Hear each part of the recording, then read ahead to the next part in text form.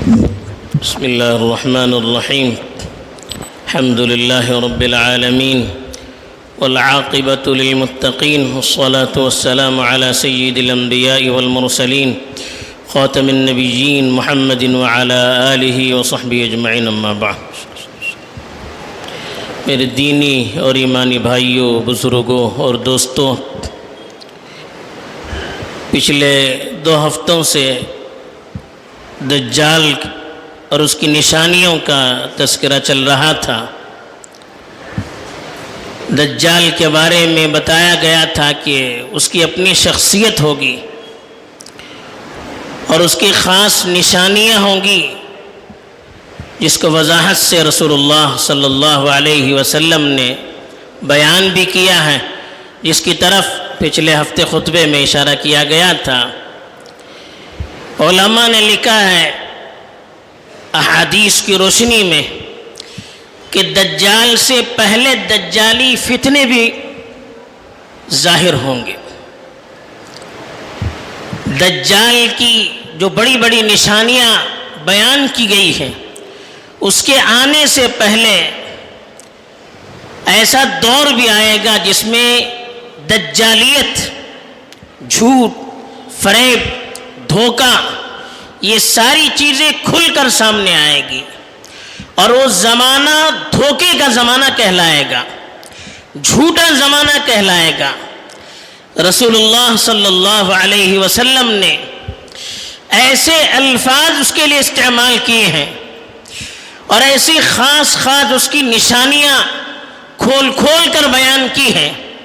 ایسا لگتا ہے کہ رسول اللہ صلی اللہ علیہ وسلم اپنی آنکھوں سے ان چیزوں کو دیکھ رہے تھے اور دیکھ کر اس کی تفصیلات بیان کر رہے تھے.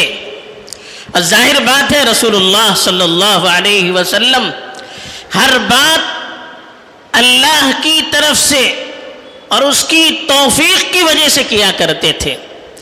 اپنی مرضی سے یا اپنی خواہش کے مطابق کچھ کہتے نہیں تھے، بلکہ رسول اللہ صلی اللہ علیہ وسلم ہر بات میں وحی کے منتظر رہتے تھے، آسمان سے رہبری کے منتظر رہتے تھے. چنانچہ اللہ تعالیٰ نے خود اس کی طرف اشارہ فرمایا کہ وَمَا يَنطِقُ عَنِ الْهَوَىٰ إِنْ هُوَ إِلَّا وَحْيٌ يُوحَىٰ. آپ اپنی مرضی سے، اپنی خواہش سے کچھ بولتے نہیں ہیں، بلکہ وحی کو اپنی زبان سے ادا کرتے ہیں. چنانچہ ایک حدیث ابن ماجہ، سنن ابن ماجہ جو حدیث کی مشہور کتاب ہے، اس میں صحیح سند سے نقل کی گئی ہے. آخری دور کے بارے میں اللہ کے رسول صلی اللہ علیہ وسلم نے ارشاد فرمایا کہ سیأتی سنوات خداعات، ان قریب دھوکے کا زمانہ آنے والا ہے. دیکھیے کیسی تعبیر ہے، دھوکے کا زمانہ کہا اور اس کی مثالیں بھی بیان کی.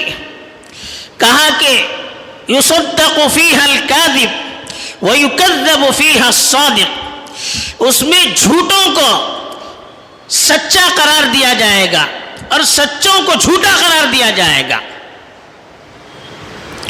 وَيُؤْتَمَنُ فِيهَا الْخَائِنُ وَيُخَوَّنُ فِيهَا الْأَمِينُ، جو خائن ہوں گے، دھوکے باز ہوں گے، لٹیرے ہوں گے، ان کو امانت دار قرار دیا جائے گا، اور جو امانت دار ہوں گے، سچے ہوں گے، ان کو خیانت کرنے والا مشہور کیا جائے گا. اب آپ اپنی آنکھوں سے دیکھ لیجئے آج کے دور میں کیا ہو رہا ہے. ہر چیز میں جھوٹ، فریب، دھوکہ آپ کو نظر آتا ہے. اچھے لوگ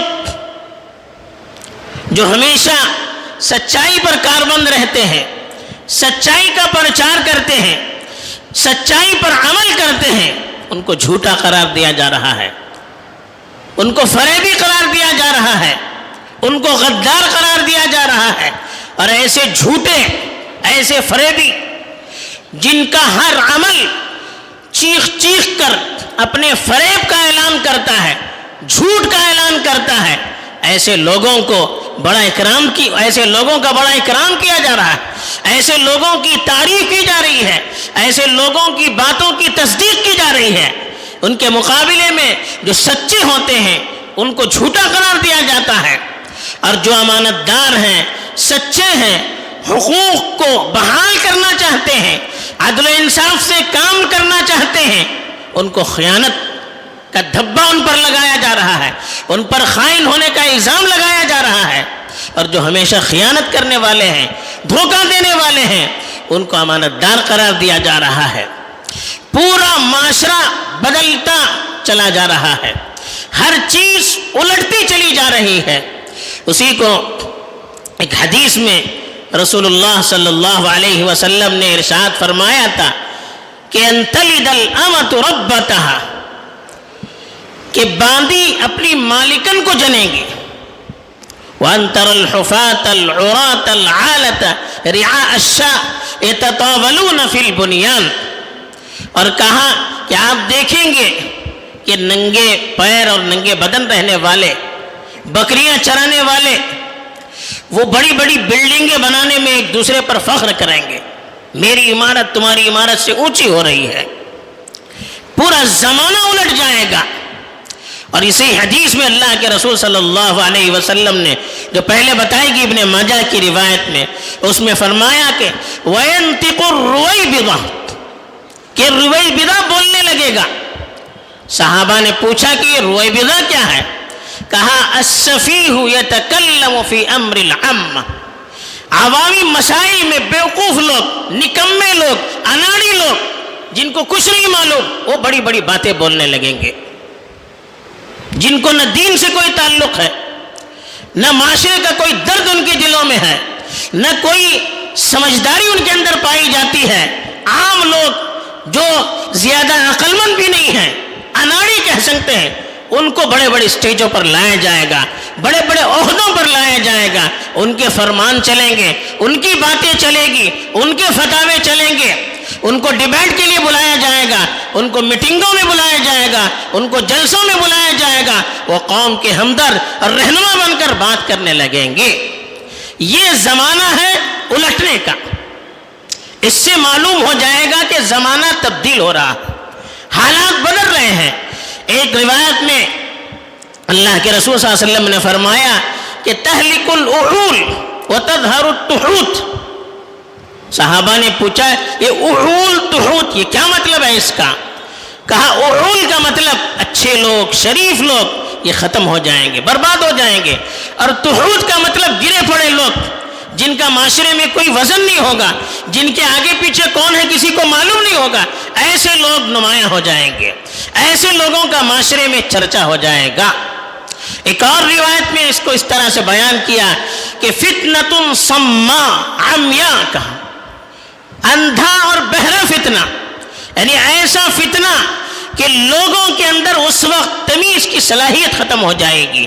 کیا سچ ہے کیا جھوٹ ہے اس کا پہچاننا مشکل ہو جائے گا.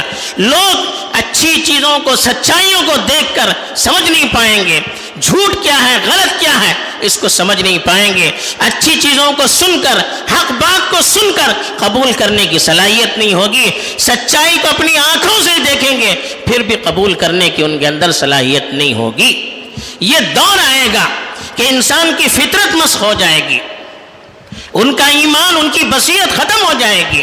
پھر کیا سچ ہے کیا جھوٹ ہے اس میں فرق کرنے والا کوئی نہیں رہے گا. ہر جھوٹی چیز، ہر بری چیز اس کو عام کیا جائے گا. آج دیکھیے میڈیا کے ذریعے سے کیا کیا جا رہا ہے. جھوٹ کی پوری فیکٹری ہے، جتنی برائیاں ہیں، جتنا جھوٹ ہے اس کے ذریعے سے عام کیا جا رہا ہے. آج الفاظ سے، اصطلاحات سے کھلواڑ کیا جا رہا ہے. دینداروں کو متشدد، پرانے خیال والا، متعصب کہا جا رہا ہے، اور جو غلط قسم کے لوگ ہیں، بے حیا لوگ ہیں، ان کو شریف، ان کو نمایاں بنا کر، ہیرو بنا کر پیش کیا جا رہا ہے. آج زنا کو، بے حیائی کو اچھے اچھے الفاظ سے معاشرے میں رواج دیا جا رہا ہے. ہر غلط چیز کو صحیح بنا کر پیش کیا جا رہا ہے، ہر صحیح چیز کو غلط بنا کر پیش کیا جا رہا ہے. یہ دجال کے آنے کا پیش خیمہ ہے. اسی کو دجالیت کہتے ہیں کہ اچھائی کو برائی سے، برائی کو اچھائی سے، سچ کو جھوٹ سے، جھوٹ کو سچ سے تب بدل دیا جائے گا، اچھے لوگوں کو برا، برے لوگوں کو اچھا قرار دیا جائے گا، اور ایسے لوگ معاشرے میں نمایاں ہو جائیں گے جن کی کوئی حیثیت نہیں ہوگی۔